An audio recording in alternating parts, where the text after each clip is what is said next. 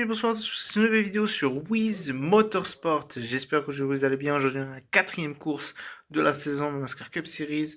Nous sommes à Phoenix, en Arizona, et nous sommes là pour les 37 derniers tours de la course, après un drapeau jaune provoqué par un pneu crevé de Bubba Wallace. Le top 10 tout de suite avec Bell, Hamlin, Logano, Larson, Chastain, Eric Jones, Ryan Blaney, Ryan Preece, Chris Buescher et Josh Berry. Cette course-là a une particularité, c'est qu'on a le choix des pneus. Cette année, cette course, on a le choix des pneus options ou normaux. C'est-à-dire les pneus options sont des pneus soft, si vous voulez, pour les gens qui suivent la F1. Et les pneus normaux, c'est les pneus médium, voire hard. Donc là, maintenant, on est dans les derniers restarts. Et là, attention, c'est reparti pour le départ avec Eric Jones et Denny Hamlin. C'est parti avec très bon départ d'Eric Jones, non c'était avant. Très bon départ de Christopher Bell devant Hamlin. Hamlin Larson, attention c'est un point chaud là juste à côté, juste derrière. Oh Chastain qui galère un petit peu. Eric Jones, Eric Jones Berry, ça passe, ça passe. Compliqué, c'est compliqué, mais en tout cas, le restart là, Bell qui prend les devants, son coéquipier, Denny Hamlin, Larson, Logano, Boucher. Il y a pas mal de surprises, hein. Il y a eu de belles surprises cette course avec, grâce à cette stratégie pneumatique et ce ces pneus, le choix des pneus. On a eu des mecs comme Ryan Preece qui ont mené des tours, on a eu des pilotes comme Ty Dillon qui ont réussi à rentrer dans le top 10 voire le top 5. Malheureusement, sans non plus vraiment de pneus pour attaquer, et Ty Dillon malheureusement a eu un excès de vitesse lors de ce dernier restart, donc il va devoir cravacher pour essayer de revenir. Mais en tout cas, c'est quand même très intéressant. Bell qui est toujours devant Denny Hamlin. Là, c'est un point chaud là pour William Byron qui essaie de remonter là sur le peloton. Également, il y a eu aussi également un excès de vitesse par rapport de Tyler Reddick qui était devant et qui malheureusement a fait un excès de vitesse en fin de sortie de stand. Donc il est revenu également en fin de peloton. Là, nous avons aussi une bataille pour top 15 entre un 3 de front entre Ty Gibbs, Dillon et Zane Smith. Attention, ouah, Dillon, c'était limite entre Dillon et Zane Smith. Chazelle qui essaie d'en profiter pour essayer de plonger à l'intérieur. Nous sommes avec Wallace. Là, c'est très intéressant en tout cas la bataille. Il reste 32 tours. Il faut pas oublier aussi également l'arrivée. Il y a eu un départ assez spécial aujourd'hui pour Catherine Legg, la Britannique de 44 ans qui a participé pour cette course de Phoenix pour la plus petite équipe de Live Fast de BJ McLeod et de Matt Tifft, mais qui malheureusement a eu un accident un peu tard dans la course. Il n'a pas même très tôt dans la course, elle a eu un spin qui a heureusement pas eu de conséquences, mais qui après a eu un crash avec Josh Berry et Dani Suarez. Donc elle a dû abandonner, mais en tout cas, elle a fait plus ou moins un acte de présence. Elle était là en tout cas, mais ça fait toujours plaisir d'avoir une femme qui essaie de concourir, en NASCAR et qui fait des piges. En tout cas, elle en a fait une ici à Phoenix. Peut-être on la reverra plus tard un jour dans le futur, mais en tout cas, là nous avons une bataille entre Ty Dillon, le surprenant Ty Dillon, il fait pas une mauvaise course, sincèrement. Là, il se bat quand même avec Joe Logano et Chase Elliott, c'est pas n'importe qui. Donc, c'est très intéressant. On dirait qu'il a une bonne voiture pour cette fin de course ici à Phoenix. On est au 26e tour, il reste 26 tours. Bell toujours devant, Hamlin, Larson, Boucher et Berry. Kyle Busch qui est dans le top 10 avec la 6 place avec Bowman, Blaney, Byron et John Hunter Nemechek. Belle performance pour l'instant pour l'écurie de Legacy, le numéro 42, qui fait un bon début de saison, hein. Deux top 10 en début de saison dans les deux premières courses à Atlanta et Daytona.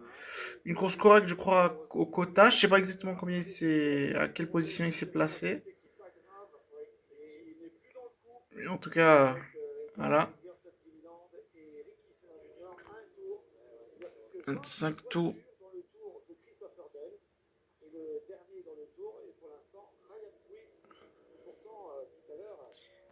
Oui, Oui, drapeau jaune avec l'explosion de Ryan Blaney, le moteur a pété. Et j'ai oublié de le dire, oui, également, que ouais, Blaney avait annoncé il y a une centaine de tours déjà qu'il avait un problème moteur qui perdait de la puissance. Et là, le moteur qui vient de lâcher. Coup dur pour la numéro 12. La Penske était bonne, hein, on a vu en début de course c'est Austin Cindric avec les pneus options, il a été performant, il a été rapide, il a mis des tours. Il y avait également aussi Joe Logano. Voilà, maintenant, c'était Blaney qui était un peu le maillon faible de l'équipe, même s'il n'était pas mauvais, il roulait dans le top 10-15. Et que malheureusement, là, que cette course a fini tôt pour malheureusement Ryan Blaney avec son moteur qui le lâche. À moins, là, on est à un peu plus de 20 tours. On est à 22 tours. Ah, ça, c'est un coup dur, hein, mais bon. C'est rare d'avoir des moteurs qui lâchent pour la next-gen, mais malheureusement, bon, c'est arrivé, ça arrive au pire moment pour lui en tout cas, en fin de course. Il était dans le top 10, il roulait bien, il roulait correctement, il avait pas la voiture pour gagner, mais en tout cas, il avait la voiture pour au moins faire un bon résultat. Malheureusement, ça finit tôt. Donc, Bell qui avait une belle avance sur Denny Hamlin qui vient de justement du coup fondre. Donc il a un restart à se refaire. Il y aura peut-être des stratégies. Est-ce qu'il y aura des pilotes qui ont encore des pneus options pour essayer de jouer ce restart? Est-ce qu'ils ont peut-être la fraîcheur nécessaire pour attaquer et tenter quelque chose? On verra. En tout cas, ça va être très intéressant de suivre ce prochain restart. Donc là, on va revoir, j'imagine, l'explosion moteur de Ryan Blaney. Ouais, bon, ben voilà quoi. En plus, sur Byron, il passe dessus, hein. Ouais. En tout cas, pour la numéro 12 de Blenny, c'est terminé. Donc, voyons voir s'il y aura des gens qui vont rentrer au stand et si ils vont tenter quelque chose. Donc, toujours le top 10 avec Bell Hamlin, le duo Joe Gibbs Racing, Larson, Boucher, Berry. Très belle course de Berry. Franchement, depuis le début de course, il a été très bon. Une belle qualification. Je crois qu'il y avait une quatrième place en qualif. Une quatrième place en qualif avec franchement il a une belle course. Il y avait également les Spire en début de course, très très belle qualif. Les trois voitures dans le top 10 qui malheureusement se sont impliquées dans un gros crash en début de course, enfin en début du troisième segment, qui les élimine presque toutes. Et malheureusement bon, ça finit mal, mais en tout cas l'Aspire a de la vitesse. Le Casson Sevar et l'Aspire en général a de la vitesse, donc ça va être intéressant de les suivre durant toute la saison. En tout cas un très bon début de saison de leur part. Dommage que ça finit mal pour aujourd'hui, mais on verra en tout cas la semaine prochaine à Las Vegas. Les arrêts au stand, du coup, nous avons Eric Jones qui rentre avec Ryan Priest, mais Ryan Priest n'a plus de pneus option, donc ça va être difficile. Chastain qui va les mettre. Ouh, ça va être intéressant là, ça va être pas mal. Chastain avec des pneus options. Joey Logano qui n'a plus de pneus option, donc il pourra pas, il va essayer de justement combler avec des pneus frais. Les pneus options, donc c'est les pneus options qui sont rouges, donc des softs, qui sont plus qui se dégradent plus vite, donc vont plus ont plus de grippe en début, mais qui vont justement être moins durables durant toute la course. Mais à 20 tours, franchement, c'est pas mal, hein. Ceux qui peuvent mettre des pneus options là tout de suite, c'est une belle option. Honnêtement, c'est une belle option. Et là, ça va être intéressant pour cette fin de course. Est-ce que Bell pourra conserver sa place? Lui qui a des pneus options, est-ce que ces pneus options vont tenir jusqu'à la fin de la course? Parce que justement, vu qu'ils sont moins durables, il y a aussi des fortes chances que ça explose. Ou que, en tout cas, il y ait des crevaisons. Que ça peut peut-être lui causer cette course. Vainqueur justement des deux dernières courses à Atlanta et au Kota, est-ce que Bell est capable de faire le triplé aujourd'hui à Phoenix? En tout cas, il a gagné l'année passée d'une manière assez dominante ici à Phoenix. Peut-il le refaire? Alors,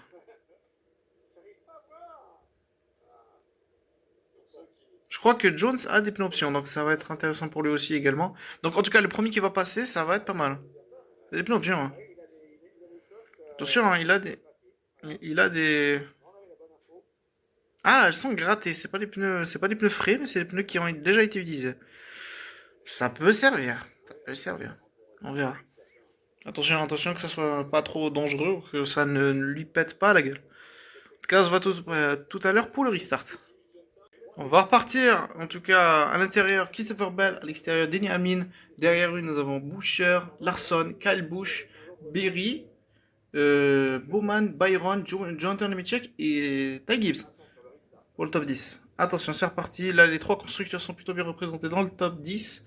On verra qui, parmi les trois constructeurs, remportera cette course. C'est reparti, le départ. Ouh, attention, Denny Hamlin qui a... Attention, Denny Hamlin. Oh, Denny Hamlin a mené le tour. Attention, est-ce que Denny Hamlin n'a pas grillé le départ?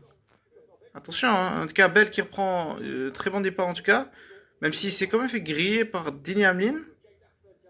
Intéressant. En tout cas, bon départ de Bell. Hamlin qui se fait attaquer juste à l'intérieur par Kyle Larson. Attention. Waouh! C'était chaud. Attention, oh là là là, ça plonge. Ici, la particularité de ce circuit, c'est qu'on peut utiliser toute la largeur du circuit. On n'a pas de limite. Donc là, comme vous pouvez voir, Bouchard, il coupe même en dehors de la ligne. C'est autorisé. Et c'est justement ce qui fait la particularité de cette course de Phoenix. Josh Berry qui fait une très belle course là, qui est dans le top 5, même quatrième. Attention, hein, Berry. Hein. S'il arrive à dépasser Larson et Hamlin, peut-être la Wood Brothers. Qui sait? En tout cas, également, nous avons les Legacy, hein, Legacy surprenamment performantes. Nous avons Zane Smith qui est apparu dans le top 10, un pilote de la front row, qui ont été assez discrets aujourd'hui. Donc attention, hein, ça peut être intéressant. Là, avec ce drapeau jaune tardif, ça va peut-être relancer la course pour pas mal de pilotes. La Belle, en tout cas, qui domine et qui passe là, qui est largement devant. Byron qui essaie d'attaquer Chris Boucher.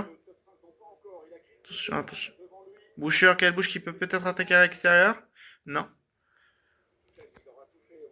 14 tours à faire, on est à 14 tours. Là, c'est une bataille pour la 6ème place. Entre la 24, la 17 et la 8.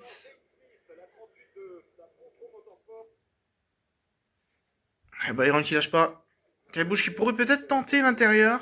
Pour essayer de les prendre en 3 de front, mais il attend, je pense. Oui, il va le tenter. Il va le tenter. Donc, vous pouvez voir, il prend vraiment toute la largeur de la piste, plutôt l'intérieur de la piste pour bien ensuite se relancer sur la sortie du virage. Vous allez sûrement voir là Byron qui va couper la trajectoire. Non, il reste sur la piste. Ok, les deux restent sur la piste. Attention. Ouais, un Caibouche revanche cette année. Espérons pour lui que cette année sera la bonne, c'est que cette année il remportera au moins une course et se qualifiera pour les playoffs. Ok, on reste 12 tours. Bell toujours devant. Hamlin et Larson, la dominance Bell de ces débuts de saison. Chris Boucher qui ne lâche pas sa position en tout cas. Là, on est depuis tout à l'heure une bataille entre ces trois pilotes. Ça continue en tout cas. Hein. Oh, Bell et Byron qui va peut-être prendre l'avantage, c'est fait. Byron Boucher, les 4 B même, Bowman dans le top 5.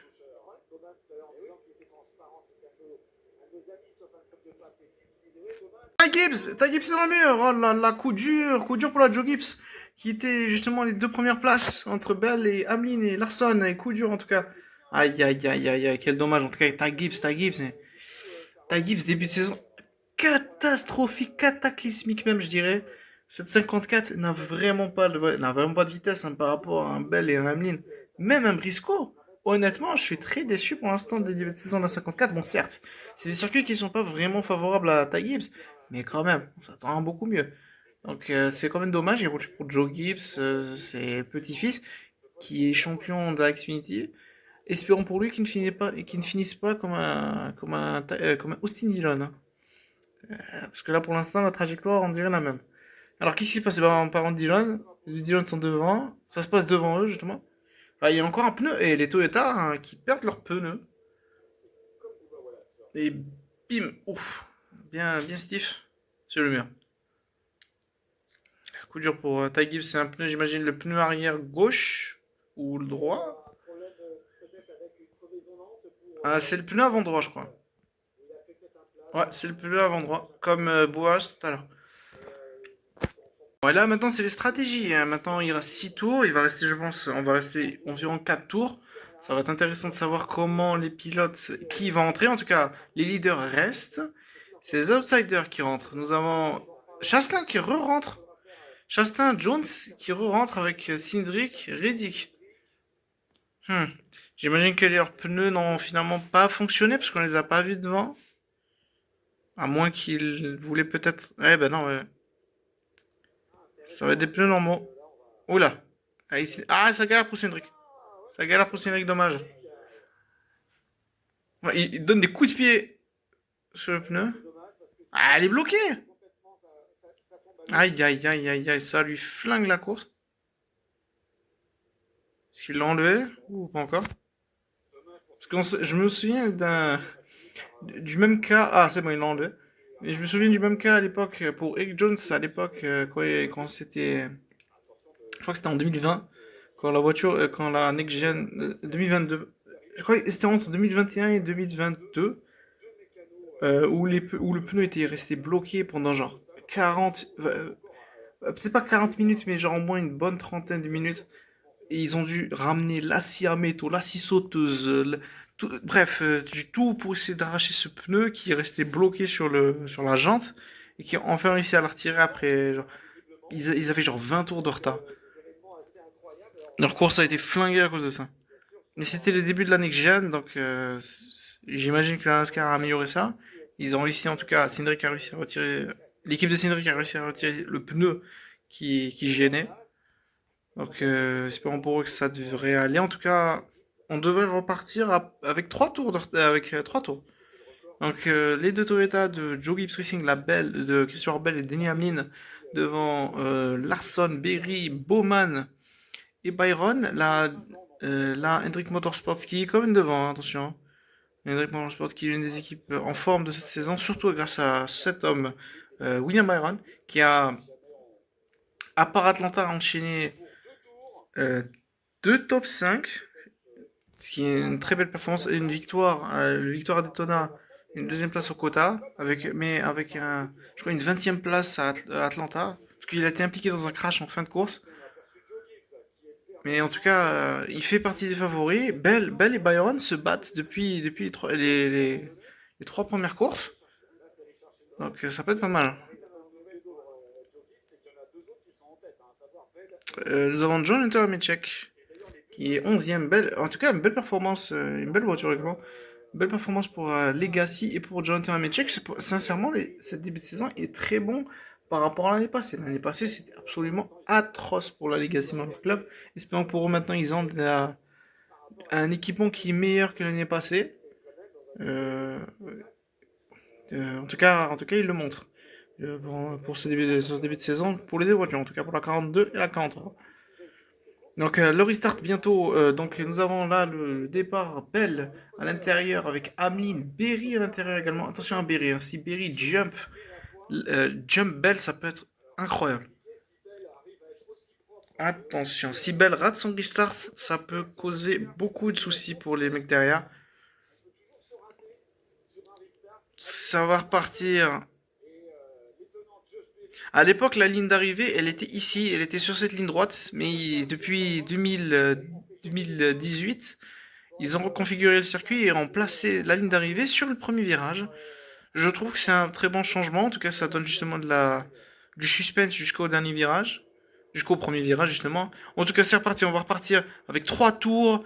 C'est reparti. Les deux Toyota Joe Gibbs qui vont se battre jusqu'à la mort, peut-être, pour cette victoire. En tout cas, Bell qui fait un bon départ. Avec Byron qui fait un super départ à l'extérieur. À l'intérieur plutôt, attention. Hamlin. Hamlin à l'extérieur. Bell. Ça va taper. Attention, Larson qui va tenter l'intérieur. Non, non, l'intérieur. On va arriver au dernier tour. Est-ce que Bell le fait? Ah, c'est pas fini, c'est pas fini. Attention, on va peut-être voir un photo finish. Et Bell qui va prendre la tête. C'est pas fini, c'est pas fini. Hein. On va arriver. Oh, le photo finish peut-être. Attention, non. Et c'est Bell qui va emporter un tri. 3, Victoire de Bell, exceptionnelle victoire de Christopher Bell, le triplé. Christopher Bell devant Amin Larsson, Berry et Boucher pour le top 5. Waouh! Oh la vache! J'ai cru qu'ils allaient se mettre dans le tas, j'ai cru que les deux allaient se mettre dans le tas et Larsson allait passer. Oh là là là là, c'était limite. Oh là là, mais quel début de saison de Christopher Bell, hein. Quel début de saison de Christopher Bell.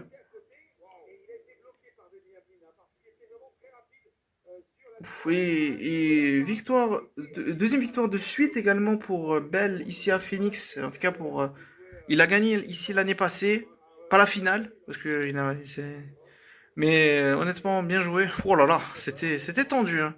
Les deux la voulaient et Bell en gagne encore une. Attention, est-ce que c'est c'est l'année, bon, l'année passée, depuis 2 ans déjà, Bell s'est révélé, honnêtement. Mais là, je pense que là, Bell se montre clairement cette année comme l'homme fort de Joe Gibbs Racing. C'est pas Denny Hamlin, c'est pas Chase Briscoe, mais c'est sa première année là-bas. Bell est pour moi le futur, en tout cas, elle sera le futur, et le futur de Joe Gibbs. Car superbe victoire de Christopher Bell, 3 de suite. Et même à Daytona, il a été très bon. Il était devant. Malheureusement, il était impliqué dans le crash qui a justement fait décoller Ryan Preece à Daytona. Mais en tout cas, très très belle victoire encore une fois de Christopher Bell. Depuis que je fais la vidéo réaction, Christopher Bell il enchaîne les victoires. Je crois que je lui porte chance.